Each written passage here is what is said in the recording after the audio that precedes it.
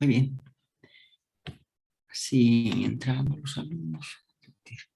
Bien, vamos a hacer inicio de la clase y vamos a continuar con lo que es el tema o la parte de lo que es maquinaria biosintética de la célula. Hemos hecho hasta ahora cómo actúan estructura y función de la membrana plasmática.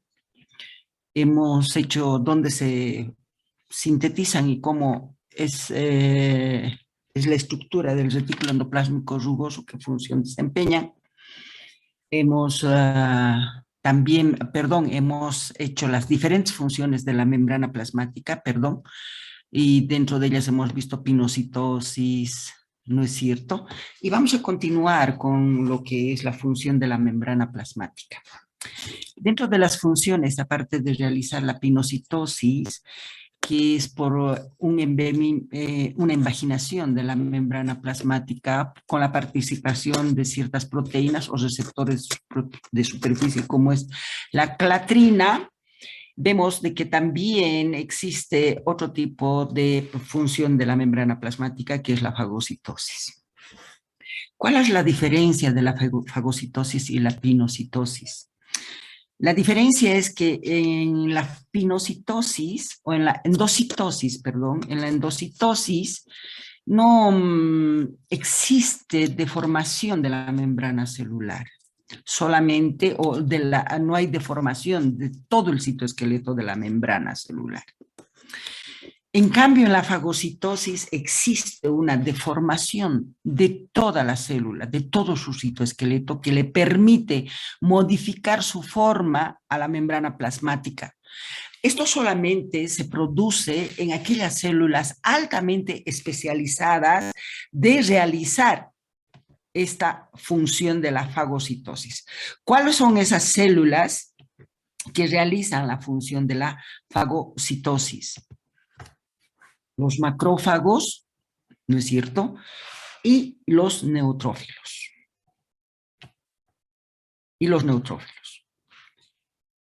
Entonces, ¿en qué consiste la fagocitosis? La fagocitosis solamente realizan aquellas células altamente especializadas para fagocitar. Macrófagos, neutrófilos. Consisten en que estas células tienen que atrapar sustancias que se encuentran fuera de la célula, en el espacio extracelular, modificando todo su citoesqueleto y permitiendo deformar su membrana citoplasmática para atrapar a los elementos que están fuera de la célula. Entonces atrapan estas sustancias, las engloban, realizando una especie de pseudópodos. La membrana plasmática realiza unas evaginaciones de su membrana formando pseudópodos, atrapa las sustancias y la mete dentro de la célula. El producto que se forma dentro de la célula se llama fagosoma.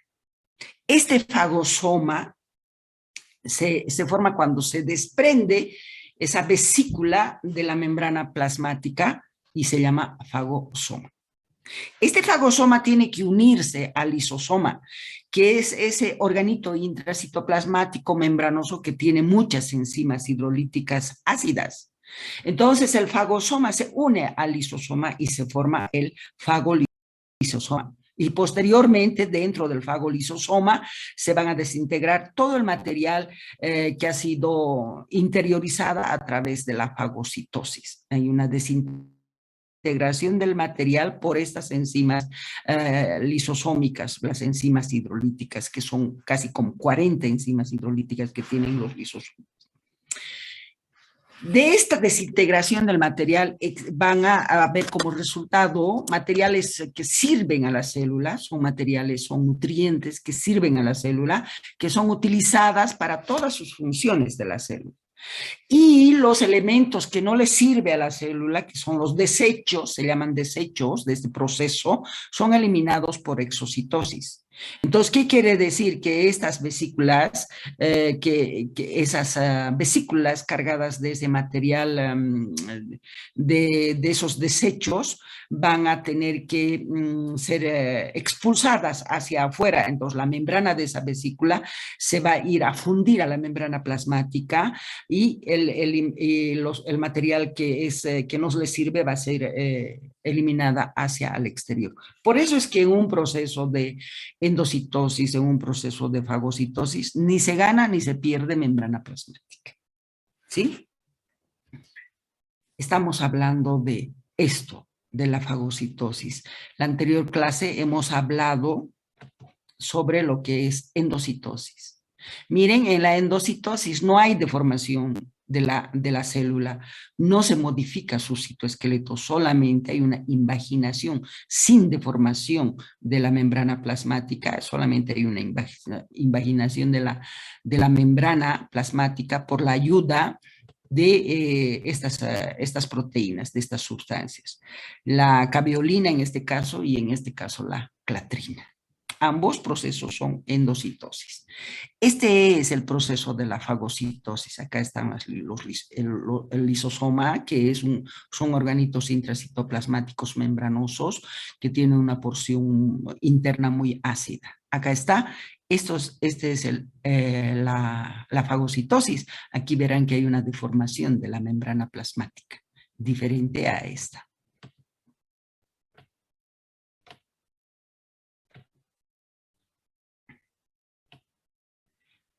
Bien, entonces, ¿por qué se deforma la membrana plasmática? Porque hay un reacomodamiento del citoesqueleto y eso permite de que se deforme la célula y estos son las evaginaciones que realiza la célula por el reacomodamiento del citoesqueleto y llamamos nosotros pseudópodos. Se está jalando como bracitos para poder englobar a los elementos que se encuentran fuera de la célula. Aquí, por ejemplo, tenemos un microorganismo que se está englobando, ¿no es cierto? Entonces, a través de los pseudópodos va a ir a delimitarlo completamente y después se va a desprender de la membrana plasmática formando el fagosoma y este fagosoma se va a ir a unir al lisosoma formando el fagolisosoma y estas enzimas hidrolíticas que son ácidas van a desintegrar a todo el componente de este microorganismo. Y de esa desintegración van a haber dos tipos de sustancias, aquellas que puede utilizar la célula en todos sus procesos metabólicos y los desechos que van a ser eliminados hacia el exterior, siempre en vesículas. Entonces, las vesículas que están, esas sustancias de desechos se siguen en vesículas y se elimina por exocitosis y la membrana que de aquí se ha desprendido va a ir a juntarse con la membrana plasmática. Por eso es que ni se gana ni se pierde, no se pierde membrana plasmática, tampoco se gana membrana plasmática en esos procesos de endocitosis y fagocitosis. Otra función que realiza la membrana plasmática es dejar pasar sustancias, ¿no es cierto? Y una de ese transporte de sustancias se llama transitosis. ¿En qué consiste la transitosis? Es un movimiento de vesículas endocíticas transcelulares. Quiere decir que se atrapa la membrana plasmática en un polo superior. Esto generalmente, esta transitosis se ve en aquellas células epiteliales, ¿no es cierto? Voy a admitir a más estudiantes. Entonces, en las células epiteliales, especialmente en aquellas células epiteliales del tubo digestivo, donde tiene que absorber o donde tiene que atravesar las células epiteliales ciertas sustancias, como por ejemplo tenemos algunos anticuerpos que son proteínas. A eso se llama transitosis. Este movimiento de vesículas son vesículas endocíticas, se forman vesículas endocíticas, ¿no es cierto? Y dice transcelular. ¿Qué quiere decir eso? Que en la parte apical de las células se forma la vesícula endocítica y esa vesícula endocítica no se pone en contacto con el lisosoma, no es destruido. Esa vesícula endocítica va a ir a atravesar todo el espesor del citoplasma de la célula para terminar después en la porción, basal, vasolateral de la célula. Está bien desarrollada en las células epiteliales este tipo de transporte de la transcitosis. Transportan proteínas intactas porque no se ponen en contacto con los lisosomas. ¿Cuáles? ¿Qué tipo de sustancias? Proteínas, anticuerpos que se encuentran en la leche materna. Estas proteínas atraviesan la barrera de las células epiteliales del intestino hasta llegar a la sangre, estos anticuerpos. El aumento de la transcitosis también está muy aumentada la transcitosis que durante cuando las heridas están cicatrizando y en aquellos tumores donde se forman nuevos vasos sanguíneos, entonces estos vasos sanguíneos son muy permeables porque está aumentada la transcitosis. Son muy permeables la pared de los vasos sanguíneos. Por eso es que durante la cicatrización de las heridas y en algunos tumores hay edema intersticial. ¿Por qué? Porque hay aumento de la permeabilidad de los vasos sanguíneos. ¿Por qué? Porque hay un aumento de la transitosis. ¿De qué estamos hablando? Estamos hablando de este proceso. Esta es una célula epitelial que tiene una porción apical y una porción basal. Acá en la porción apical, miren cómo se está imaginando la membrana, atrapando generalmente proteínas como los anticuerpos, ¿no es cierto? Se forma una vesícula endocítica, pero no se pone en contacto con el lisosoma. Por lo tanto, no son desintegradas estas sustancias, atraviesan todo el espesor del citoplasma y en la porción basal y lateral, vasolateral, se liberan estos anticuerpos para que lleguen al niño, ¿no es cierto? Especialmente en la leche materna, cuando el niño está lactando, etcétera, etcétera. Esa es la transitosis. Bien, esas son las funciones de la membrana plasmática. Ahora vamos a ver la maquinaria biosintética. Cuando estoy hablando de la maquinaria biosintética, vamos a tener que referirnos a todos aquellos organitos intracitoplasmáticos que generan sustancias, como por ejemplo el retículo endoplásmico rugoso, que es el que sintetiza proteínas, diferentes tipos de proteínas. Los ribosomas también sintetizan diferentes tipos de proteínas. Vamos a ver qué tipo de proteínas sintetizan los ribosomas y hacia dónde van. Porque hay proteínas que forman la estructura de membranas, hay proteínas que forman el citoesqueleto de la célula, hay proteínas funcionales. Entonces el retículo endoplásmico rugoso no sintetizan todas las proteínas, solamente las proteínas que van a ir a formar parte estructural de las membranas. Eso es lo que hace el retículo endoplásmico rugoso. Entonces, cuando hablamos de la maquinaria biosintética, vamos a referirnos del retículo endoplásmico rugoso, de los ribosomas, del retículo endoplásmico liso, del aparato de Golgi, de las mitocondrias, etc. Empezaremos a hablar del retículo endoplásmico rugoso. Repito, para aquellos alumnos que recién han entrado, vamos a hacer 2 reuniones. O sea, esta reunión termina y volvemos a entrar en otra nueva reunión. Bien. Tenemos el retículo endoplásmico rugoso. Los ribosomas del retículo endoplásmico rugoso son las que van a ir a sintetizar proteínas, son las que forman proteínas.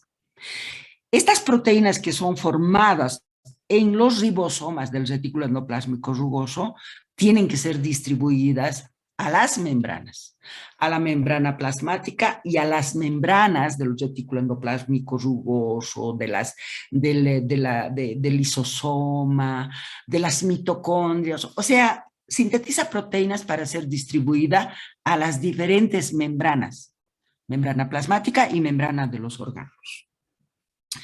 Los ribosomas libres forman proteínas que van a ir a formar el citoesqueleto de la célula y además van a formar las proteínas funcionales que se encuentran en el citoplasma de las células. Una de esas proteínas funcionales son las chaperonas, por ejemplo.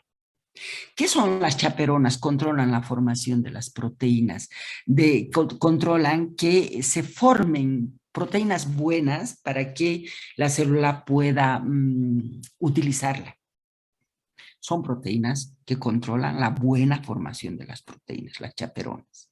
Entonces, estas chaperonas se forman en el retículo, en los ribosomas libres. Repito, los ribosomas libres forman proteínas que forman parte del citoesqueleto de las células y las diferentes proteínas funcionales. Ejemplo de ellas, las chaperonas. Existen proteínas transportadoras en la membrana del retículo endoplásmico rugoso. Entonces, esta proteína transportadora también es una proteína funcional que se encuentra en la membrana del retículo endoplásmico rugoso. Por ejemplo, la proteína que es proteína transportadora de la membrana del retículo endoplásmico rugoso, que se la conoce con estas iniciales. Si esta proteína sufre mutaciones, si esta proteína que se encuentra en la membrana del retículo endoplásmico rugoso sufre mutaciones, causa la ausencia de un aminoácido, de este aminoácido, PHE 508. La ausencia de este aminoácido, ¿a qué nos va a conducir? Nos va a provocar un plegamiento incorrecto de esta proteína. Entonces, esta proteína va a estar mal plegada.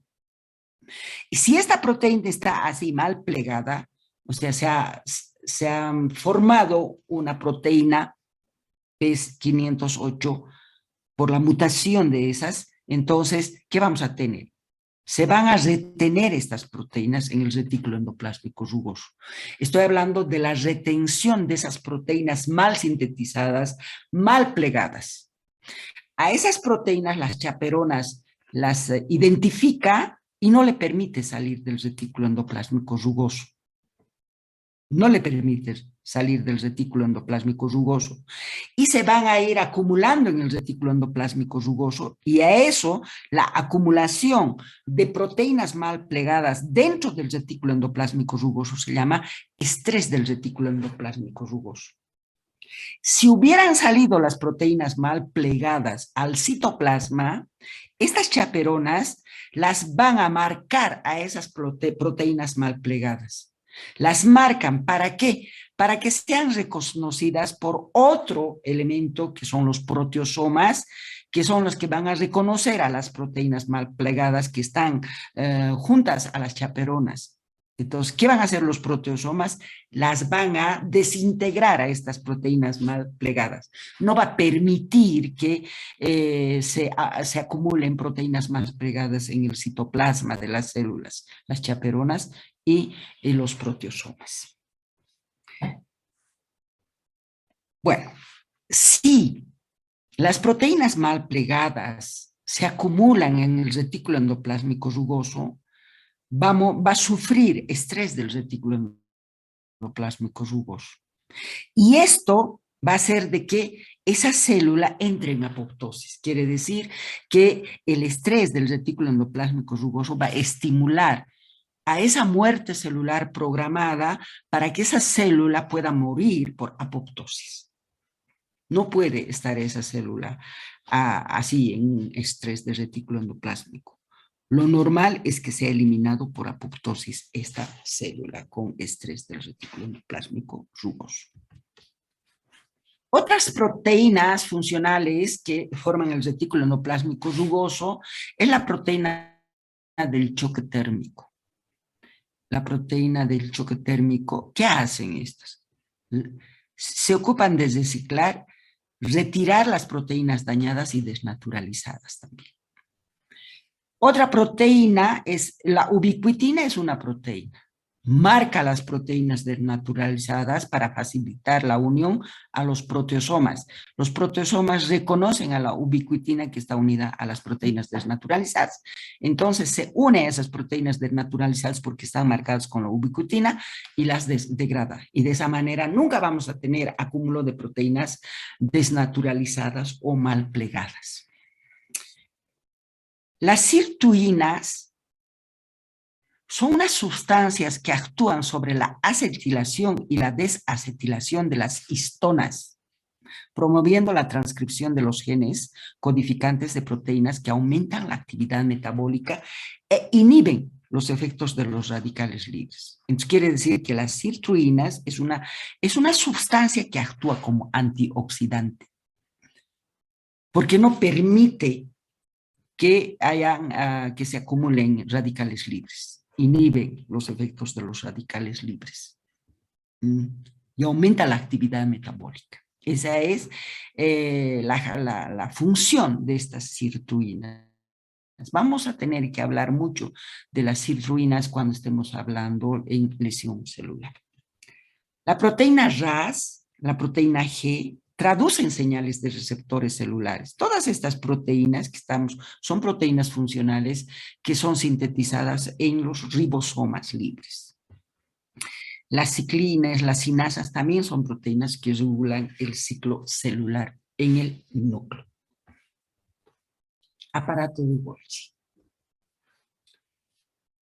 ¿Qué hace el aparato de Golgi? Es otro organito intracitoplasmático membranoso y modifica, o sea, todas las proteínas que se forman en el retículo endoplásmico rugoso y en los ribosomas tienen que llegar al aparato de Golgi. Y en este aparato de Golgi se van a modificar. O sea, llegan como proteínas inmaduras y este aparato de Golgi las va a madurar. O sea, las modifican en forma progresiva, dice. De inmaduras las convierte en maduras. O también pueden transformarlas bioquímicamente. Por ejemplo, las proteínas inmaduras modifican a proteínas maduras y se unen con otras sustancias bioquímicas y se forman, por ejemplo, glucoproteínas. Y esa modificación, esa transformación bioquímica siempre se hace a través de la glucosilación. Estamos hablando del resultado serían las glucoproteínas. Así es, modifican las proteínas que le llegan al aparato de Golgi. O las hacen madurar o las modifican bioquímicamente para convertirlas en glucoproteínas. También el aparato de Golgi se encarga de clasificar las proteínas y los lípidos. Clasifican a las proteínas para después enviarlas en organulos que son membranosos, que son las vesículas. Entonces las van a marcar a las proteínas, las clasifican, las marcan, las envuelven en unas vesículas y les dicen, esta proteína va a las membranas y estas proteínas van a este tipo de membranas, membrana plasmática, esta proteína va a ir a la membrana del retículo endoplásmico rugoso, de los lisosomas, o estas proteínas van a ir a formar parte del citoesqueleto, estas proteínas van a ir a formar parte de las proteínas funcionales del citoplasma. Así es como las distribuyen. Las células, ahora hay células especializadas, muy especializadas, que tienen aparato de Golgi abundante. Las células caliciformes del intestino, por ejemplo, el epitelio bronquial, que secreta grandes cantidades de moco rico en polisacáridos, y también en las células plasmáticas que forman y secretan anticuerpos. En este tipo de células, que son altamente especializadas, vamos a tener nosotros muy desarrollada el aparato de Golgi. Otro organito intracitoplasmático membranoso es el retículo endoplásmico liso. Este retículo endoplásmico liso se encuentra en las zonas de transición del retículo endoplásmico rugoso. ¿Por qué? Porque son las responsables de formar las vesículas de transporte que se desplazan hacia el aparato de Golgi. O sea, del retículo endoplásmico rugoso salen las proteínas al aparato de Golgi siempre en membranitas. ¿Y dónde se forman esas membranas? En ese espacio de transición del retículo endoplásmico liso. Llegan al aparato de Golgi y se encuentran en gran cantidad. Son visibles en las células que sintetizan hormonas esteroideas, por ejemplo, el retículo endoplásmico liso. Entonces, en aquellas células que sintetizan hormonas esteroideas, como son las gónadas, las suprarrenales, va a haber gran cantidad de retículo endoplásmico liso. En el hígado también hay gran cantidad de retículo endoplásmico liso. ¿Por qué? Porque el hígado cataboliza moléculas liposolubles, después desintegran o catabolizan el fenobarbital, por ejemplo, que son sustancias, son medicamentos. Todos los medicamentos van a ser degradadas o desintegradas a nivel del retículo endoplásmico liso o modificadas a nivel del retículo endoplásmico liso cuando estamos hablando del hígado por el sistema de la citocromo P450. Secuestra calcio también. Secuestra calcio el retículo endoplásmico liso dentro de sus funciones. Ese calcio intracelular, cuando normalmente hay niveles de calcio muy bajitos en el citoplasma de las células normales. Esos niveles de calcio no pueden elevarse en una célula normal. Cuando se está elevando, el retículo endoplásmico liso la va a secuestrar, la mete dentro de ella. A eso se llama secuestro de calcio intracelular. Para posteriormente, si es que bajan los niveles de calcio en el citoplasma de las células, entonces el retículo endoplásmico liso va a liberar, ¿no es cierto?, cuando se inician las señales de inicio de la apoptosis, por ejemplo. Cuando hay señales para que la célula entre en esa muerte celular programada, el retículo endoplásmico liso también va a liberar calcio, porque se necesitan niveles de calcio muy elevados para que se produzca la apoptosis. En las células musculares está muy desarrollado el retículo endoplásmico liso y se llama sarcoplasma. ¿Por qué? Porque como hay gran cantidad de retículo endoplásmico liso, entonces se secuestra y se libera calcio. De esa manera se regula la contracción y la relajación del músculo. Tiene mucho que ver entonces el retículo endoplásmico liso que secuestra y libera calcio en el músculo para la contracción y la relajación del músculo. Bien. Esa es la maquinaria biosintética. Veremos cómo se eliminan los desechos celulares, porque es parte del metabolismo celular, la eliminación de los desechos celulares. Para eliminar los desechos celulares, aquellas proteínas desgastadas, aquellos organitos intracitoplasmáticos envejecidos, todo eso, tienen que ser liberados de una célula normal. Entonces, para eliminar esos desechos, esas proteínas o los organitos intracitoplasmáticos envejecidos, tienen que participan los siguientes organitos intracitoplasmáticos: los lisosomas, los proteosomas. Entonces, los lisosomas, ¿qué son? Son organitos intracitoplasmáticos membranosos que contienen 40 proteínas ácidas. Son enzimas que funcionan en un medio ácido, en un pH bajo, ácido, en un pH ácido. ¿Cuáles son esas 40 proteínas ácidas? Proteasas, nucleasas, lipasas, glucosidasas, fosfatasas, sulfatasas, adeneasas, RNasas, etcétera, etcétera. Estas proteínas son funcionales y son sintetizadas en el retículo endoplásmico.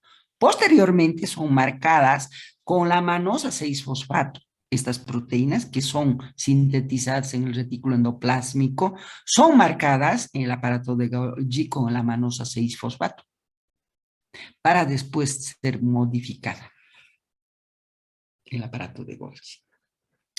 Destruye el material internalizado por pinocitosis y endocitosis. Entonces, todo aquel material que ha entrado por pinocitosis y por endocitosis, por fagocitosis y el autofagosoma, son destruidas, son desintegradas por lisosomas. Repito, los lisosomas destruyen aquellas sustancias que han sido interiorizadas por pinocitosis, por endocitosis, por fagocitosis y la formación de los autofagosomas. Los autofagosomas se forman generalmente cuando existen proteínas desnaturalizadas, organitos envejecidos o cuando faltan nutrientes en las células. Ahí se forma autofagosoma, quiere decir que todos estos organitos envejecidos tienen que ser destruidos.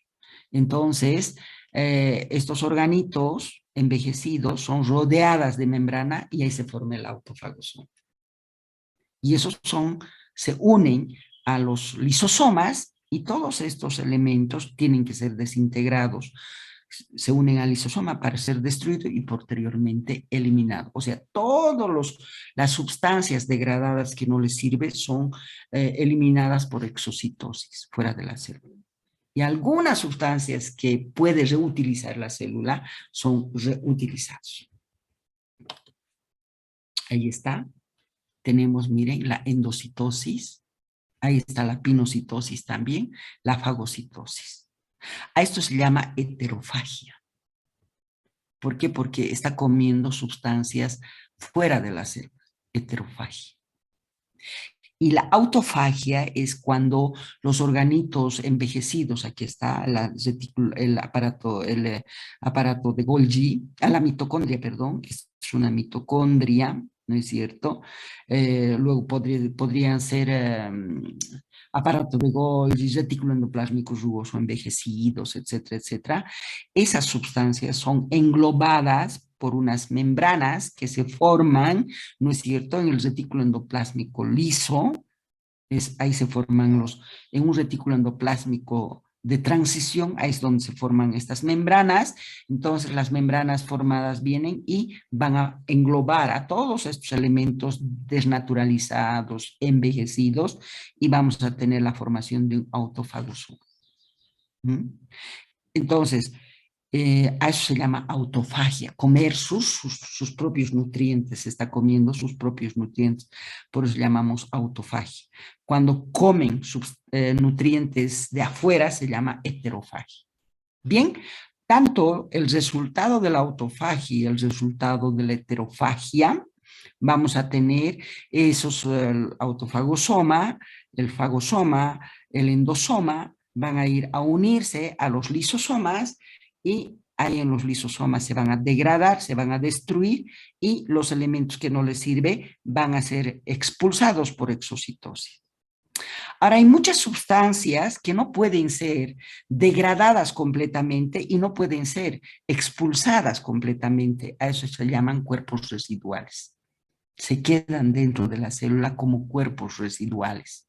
Ejemplo de esos cuerpos residuales son la lipofucsina, por ejemplo, que es resultado de la degradación de los lípidos, los fosfolípidos. ¿Qué son los cuerpos residuales? Son esas sustancias que resultan de la degradación de los fosfolípidos que